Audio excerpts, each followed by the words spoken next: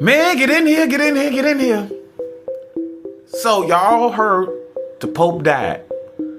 But he had a document in his presence when he died about the indigenous peoples of North America. And if you thought it was these Native Americans, guess again. It was about you that I'm about to expose in this video. But before I start, if you'd like to donate $1 for this secret, and it's about to blow your mind, I greatly appreciate it. But let's continue. Let's continue. Now, before we get to this secret document that I'm about to show you, you gotta understand this very clearly. Where did all our grandmamas and grandparents come from? Down south, right? So the West Indies include parts of Virginia, North Carolina, East Florida, South Carolina, West Florida, Georgia, Louisiana, the Gulf, Mexico, and so on and so on, right?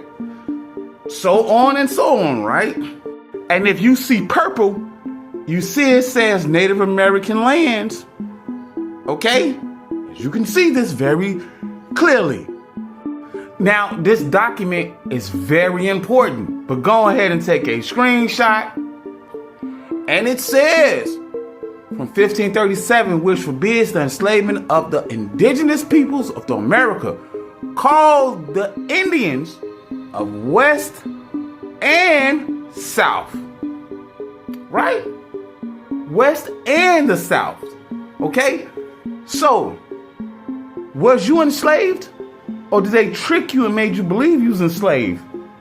You are called prisoners of war. Now, of course, they hid your history and lied to you and made you believe you was enslaved, but you never was enslaved. Now, he even doubled back and said, hey, anybody who slaved the indigenous peoples of North America is excommunicated. Means in trouble by Rome.